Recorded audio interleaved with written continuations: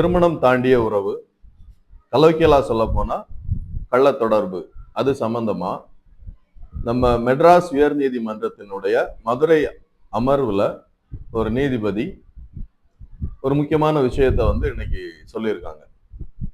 அது என்னன்னு பார்த்தோம்னா, ஜெனரலா ஒரு டிவோர்ஸ் கேஸ், ஒரு விவாகரத்து வழக்கு பதியும் போது பொதுவான ஒரு குற்றச்சாட்டு என்னவா இருக்கும் அப்படின்னு பார்த்தீங்கன்னா, ஒரு ஆணாகவோ பெண்ணாகவோ விவாகரத்து கோருபவர் எதிர்த்தரப்பு மேல, கணவனா இருந்தா மனைவி மேல, மனைவியா இருந்தா கணவன் மேல பொதுவா சுமத்துற ஒரு குற்றம் என்னன்னு பாத்தீங்கன்னா, இவருக்கு திருமணம் தாண்டிய உறவு இருக்கு. அது ஒரு பர்டிகுலரான ஒரு குறிப்பிட்ட நபருடன் இருக்கு அப்படின்னு சொல்லுவாங்க.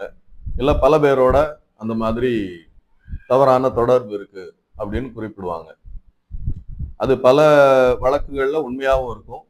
சில வழக்குகள்ல பொய்யாவும் அப்படி குறிப்பிடுறதுக்கு வாய்ப்புகள் நிறைய இருக்கு.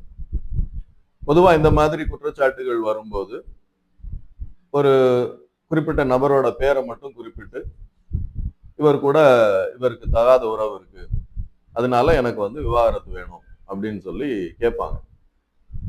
பட் இன்னைக்கு நம்ம மெட்ராஸ் உயர் நீதிமன்றத்தினுடைய மதுரை அமர்வு என்ன சொல்லியிருக்காங்க அப்படின்னு பாத்தீங்கன்னா, இந்த மாதிரி ஒரு குற்றச்சாட்டு நீங்க வைக்கும்போது அந்த குறிப்பிட்ட நபர் இன்னொரு நபருடன் திருமணம் தாண்டி உறவு வச்சிருக்காரு அப்படின்னு சொல்லும்போது அந்த நபரினுடைய பெயர், முகவரி உள்ளிட்ட அடையாளங்கள் கண்டிப்பா நீங்க சொல்லணும் அப்படின்னு சொல்லியிருக்காங்க.